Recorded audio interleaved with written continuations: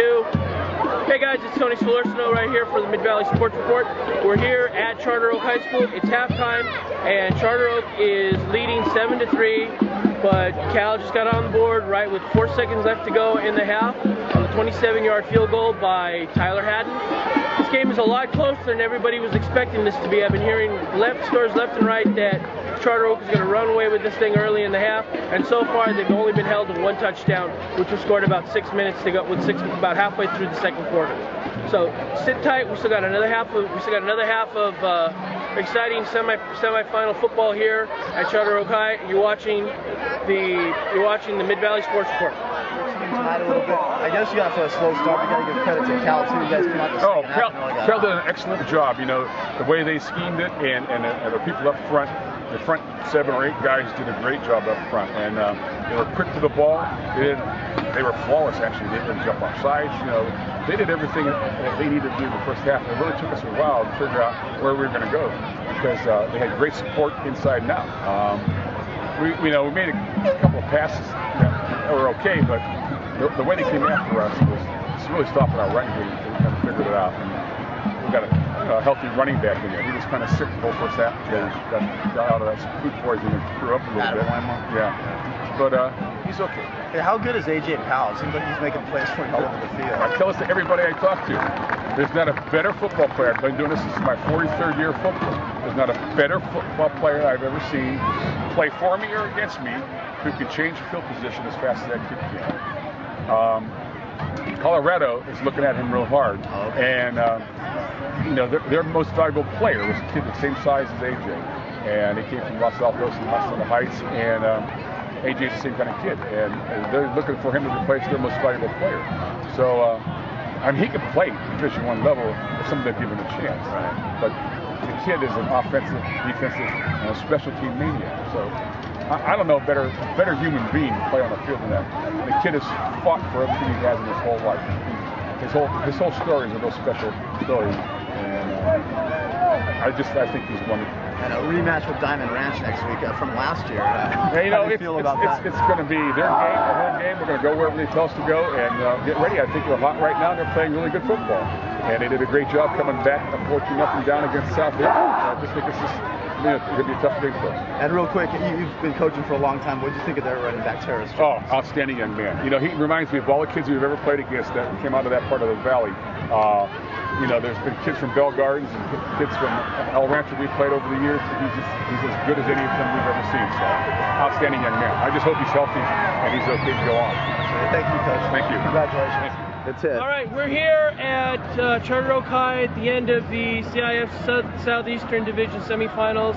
Unfortunately, Cal came out on the losing end here, third night, 38-10. We're talking with Coach Jim Arnold. Coach, I know this is not the way you wanted the season to end after the great 10-game unbeaten streak that you had coming into tonight.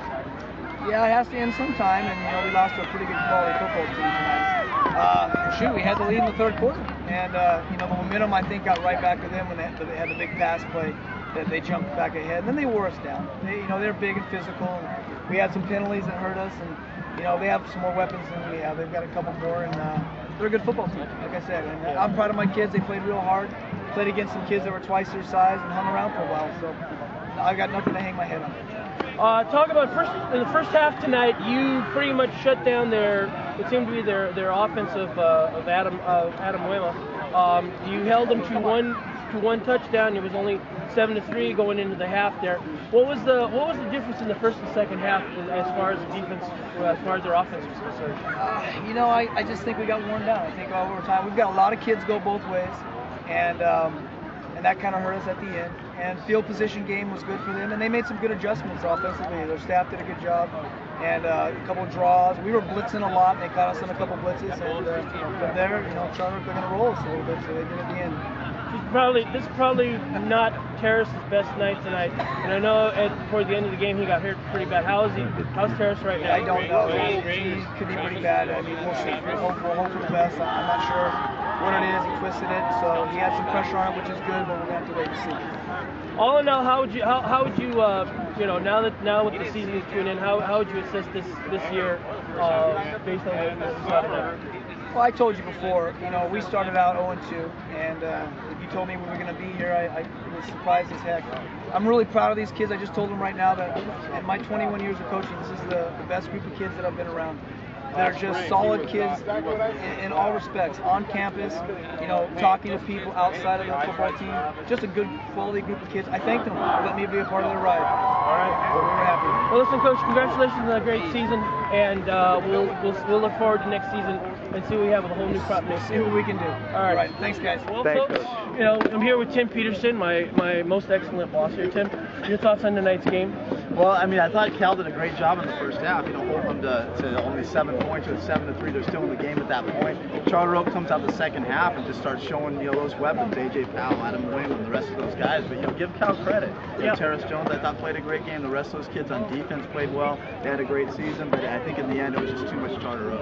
I think, and also tonight, I think Cal did what very few teams did against Charter Oak tonight, hold them to 1 touchdown in the first half, right? Right, absolutely. You know, and then to get that field goal right at the end of the half, it gave them some momentum going into halftime, down only 7-3. So right at that point, they're in the game. But you know, unfortunately, the second half came out, and things were a little bit different story there for Charter Oak. Kind of turned it on there. Yeah. So next week we're looking at Charter Oak and Diamond Ranch in a rematch of last year's game, right? Yeah, absolutely. You know, Charter Oak won the whole thing last year in the Southeast Division. We're looking to do that again this year. Rematch with Diamond Ranch next week. You know, I give Diamond Ranch a good shot in that game. Charter Oak would probably be going as the favorite. But, you know, you look what Cal did tonight, how well they played, especially in that first half, and you got to give Diamond Ranch a chance to win that game as well. Exactly. All right, guys. So for Tim Peterson, I'm Tony Solorsno. You're watching the Mid-Valley Sports Show. Mid-Valley Sports. Yeah. Mid-Valley Sports.com. And we'll see you back at the studio in about an hour. And we're clear.